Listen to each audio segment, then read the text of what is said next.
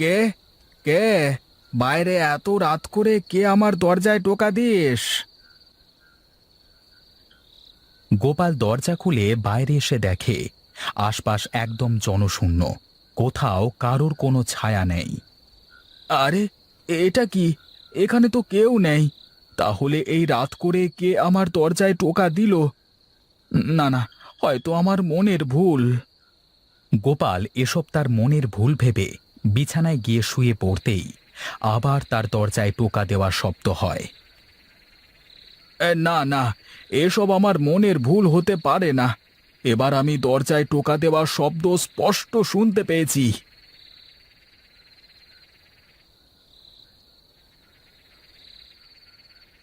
গোপাল বিছানা থেকে উঠে তার ঘরের দরজা খুলে বাইরে গিয়ে দেখে সেখানে কেউ নেই।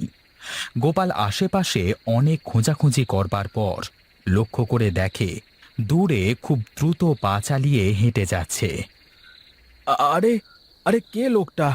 এত সময় ধরে দরজা ঝাঁকাচ্ছে, আর আমি কাছে আসতেই এভাবে পালিয়ে গেল কেন? দেখতে হচ্ছে তো ব্যাপারটা। এই বলে গোপাল লোকটার পিছু করতে থাকে। এই যে শুনছেন, কে আপনি? দাঁড়ান, দাঁড়ান বলছি, দাঁড়ান।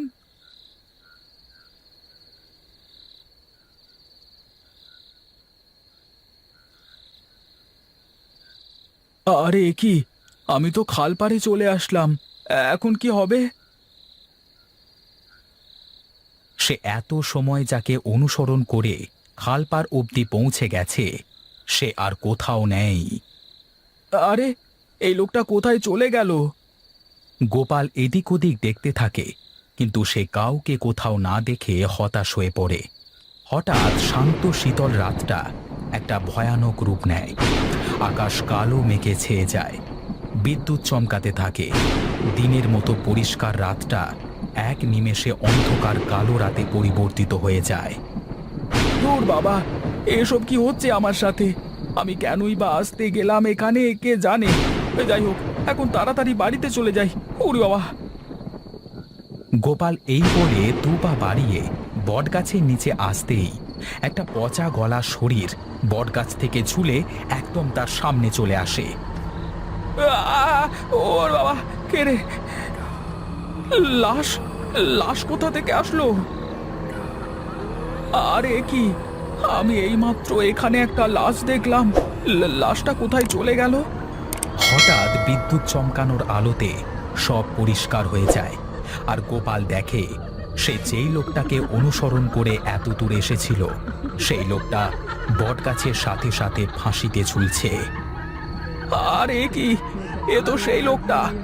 আমি তো এই লোকটার পেছু পেছু এই জায়গাতে আসলাম, কিন্তু এই লোকটা এভাবে আত্মহত্যা কেন করেছে? না না, যাই যাই, লোকটাকে বাঁচাই। গোপাল লোকটার কাছে যেতেই লোকটা চোখ খুলে একটা বীভৎস হাসি দিয়ে বলে, কিরে, আমাকে বাঁচাতে এসেছিস? তোর তো মানুষের উপর এত দরদ ছিল না, হঠাৎ এত দরদ কি করে আসলো? না না, এ কিছুতেই হতে পারে না। তুই তো মারা গিয়েছিস। আমি নিজের হাতে তোকে মাটি দিয়েছিলাম, কিন্তু কিন্তু কিন্তু তুই বেঁচে আছিস কি করে? হ্যাঁ? আরে হ্যাঁ, আমি মারা গেছি। তোর জন্য আমি মারা গেছি। সেদিন তুই চাইলে আমাকে বাঁচাতে পারতিস, কিন্তু আমাকে বাঁচালি না। জমিদারের ভয়ে পালিয়ে গেলি। আজকে আমিও তোকে বাঁচতে দেব না। আমার আমার ভুল হয়ে গেছে, আমাকে ছেড়ে দে। আমি ছাড়বো না, আমি কাউকে ছাড়বো না। আমি সেই সবাইকে মেরে ফেলবো যারা যারা আমার মৃত্যুর জন্য দায়ী।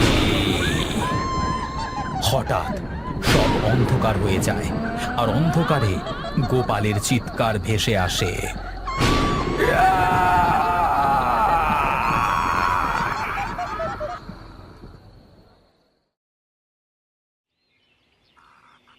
গ্রামবাসীরা, সবাই শোনো, আমি তোমাদের মঙ্গলের জন্য একটা সিদ্ধান্ত নিয়েছি।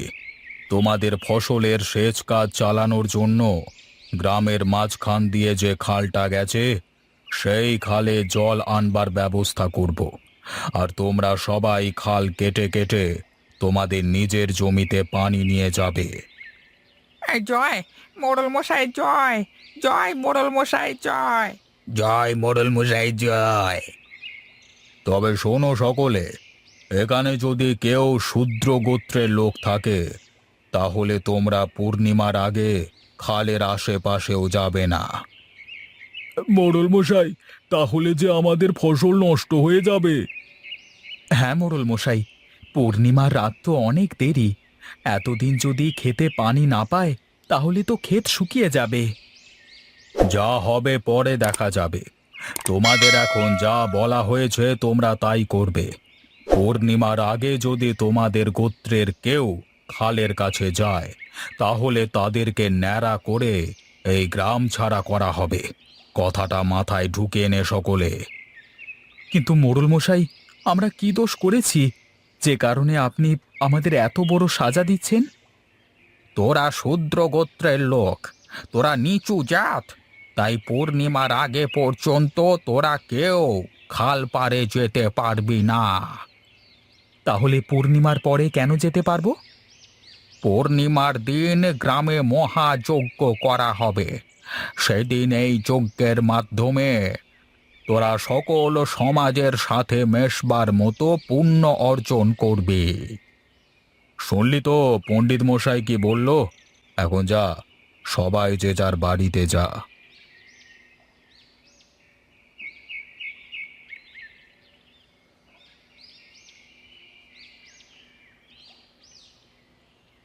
পরের দিন সকালবেলায় জমিদারের কথা মতো খালে পানি চলে আসে। অনেকদিন পর খালে পানি আসতে দেখে গ্রামবাসীরা খাল কেটে তাদের জমিতে পানি দিতে থাকে। বাহ, দেখ দেখ, ফসলগুলো পানি পেয়ে কেমন জীবন্ত হয়ে উঠেছে। জীবন্ত হবে না কেন? এতদিন তো পানি না পেয়ে ফসলগুলো শুধু শুকিয়েছে। এতদিন পরে পানি পেলো, দেখবি এবারের ফসলগুলো অনেক ভালো হবে। ওই দেখ ওই দেখ, গোপাল আর সুজয় ওই দূরে বসে আছে। বেচারারা এখানে আসতে পারবে না। না না, এসব ছোট জাতপাতের কথা বাদ দে তো। ওরা এখানে না আসে সেই ভালো। ছোট জাত এখানে আসলে যদি কোনো অনর্থ হয়ে যায়। গোপাল আর সুজয় খাল থেকে বেশ খানিকটা দূরে মন খারাপ করে বসে থাকে। দেখ সুজয়, সবাই কেমন খেতে পানি দিচ্ছে, আর আমরা হলাম হতভাগা। আমরা আমাদের ক্ষেতের উপরে যাব তাও পারছি না।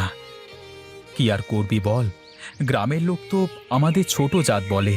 আমরা গেলে নাকি অনর্থ হয়ে যাবে। আর জমিদার তো বলেছেন পূর্ণিমার পরে আমরা যেতে পারবো। তাহলে এত চিন্তা করছিস কেন? যা করবার কর তুই। আমি তো আজ রাতেই যাচ্ছি খাল কেটে আমার জমিতে পানি নিতে। তুই কি যাবি? তোর বুদ্ধিটা কিন্তু মন্দ না। যদি কেউ দেখে ফেলে তাহলে কি হবে বুঝতে পারছিস? আরে কেউ দেখবে না। রাতে সময় মতো চলে আসিস তুই। চল এখন বাড়িতে চল।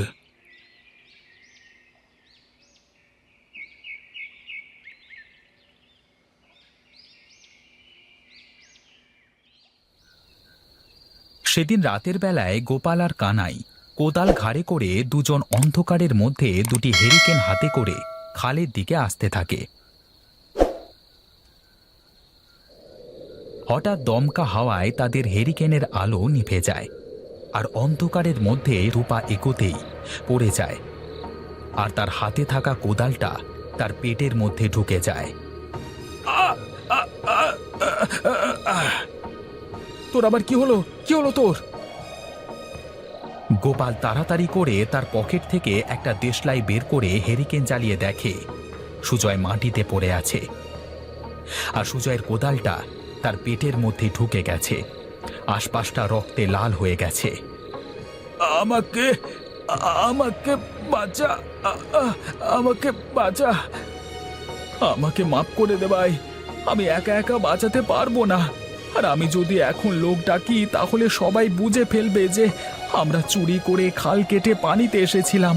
আর আর এমনটা হলে জমিদার আমাকে ছাড়বে না।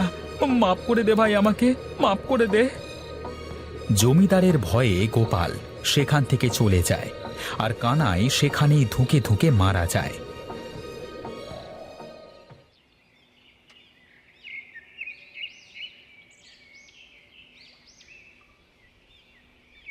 পরদিন সকালবেলায় গ্রামবাসীরা কানাইয়ের মৃতদেহ পেয়ে কানাইয়ের লাশটাকে খালের পাশে পুঁতে দেয়। শান্ত শীতল রাতের বেলায় পণ্ডিত তার কাজ শেষ করে হেরিকেনের আলোতে খালপাড় দিয়ে বাড়িতে ফিরছিল। আরও একবার শান্ত শীতল রাতটা একটা ভয়ানক রূপ নেয়। আকাশ কালো মেঘে ছেয়ে যায়, বিদ্যুৎ চমকাতে থাকে। দিনের মতো পরিষ্কার রাতটা এক নিমেষে অন্ধকার কালো রাতে পরিবর্তিত হয়ে যায়। আরে কি অলক্ষণের কাণ্ড! মনে হচ্ছে পৃথিবীর উপর শনির প্রভাব পড়েছে। বাড়ি ফিরে এক্ষুনি একবার গ্রহের অবস্থানগুলো খুঁটিয়ে দেখতে হবে। তোর আর গ্রহের অবস্থান গণনা করা হবে না পণ্ডিত, তুই আর কোনোদিন বাড়িতে ফিরবি না। কে কে কে কে কে ওখানে? পণ্ডিত এদিক ওদিক সব জায়গাতে খুঁজতে থাকে, কিন্তু পণ্ডিত কোথাও কাউকে না দেখতে পেয়ে হতাশ হয়ে যায়। হঠাৎ একটা দমকা হাওয়া এসে তার হেরিকেনের আলো নিভিয়ে দেয়। আরে কি ধরনের বেয়াদবি! আমি কিন্তু ছাড়বো না একটাকেও। তুমি যেই হও না কেন, এটা বন্ধ করো, না হলে ভালো হবে না কিন্তু বলে দিলাম। কালো ছায়া পণ্ডিতের পাশ দিয়ে চলে যায়, আর পণ্ডিতের মুখে ভয়ানক ক্ষতচিহ্ন দেখা যায়। সেই ক্ষত দিয়ে অঝরে রক্ত পড়তে থাকে। দেখে মনে হচ্ছিল কোনো হিংস্র পশু পণ্ডিতের মুখ থেকে থাবা দিয়ে মাংস উঠিয়ে নিয়েছে। ওরে বাবা, ও কি লাগছে! হঠাৎ কালো ছায়াটা তার আশপাশ দিয়ে যাওয়া আসা শুরু করে, আর পণ্ডিতের শরীরের বিভিন্ন অংশে সেই ক্ষত চিহ্ন পড়তে থাকে। এক পর্যায়ে পণ্ডিত মাটিতে পড়ে যায়। পণ্ডিতের গায়ের সাদা কাপড় রক্তে লাল রং ধারণ করে। তখন সে ভয়ানক প্রেতাত্মা পণ্ডিতের সামনে আসে। হঠাৎ পণ্ডিতের আর্তনাদ আর চিৎকার বন্ধ হয়ে যায়, আর সেই ভয়ানক পরিবেশটা আবার শান্ত হয়ে যায়। আকাশের কালো মেঘ সরে গিয়ে আকাশে পূর্ণ চন্দ্র ওঠে। আশপাশটা দিনের আলোর মতো পরিষ্কার হয়ে যায়, আর সেই খালপাড়ে পড়ে থাকে পণ্ডিতের কাটা ছেঁড়া বিভৎস দেহটা, আর তার দেহের বিভিন্ন অংশ বিভিন্ন জায়গায় ছড়ানো ছেটানো থাকে। দেখে মনে হয় তার শরীরটা টেনে টেনে ছিঁড়েছে। তখন সেই খালপাড়ের কবর থেকে একটা কালো ছায়া আকাশে উঠে তারপর মিলিয়ে যায়।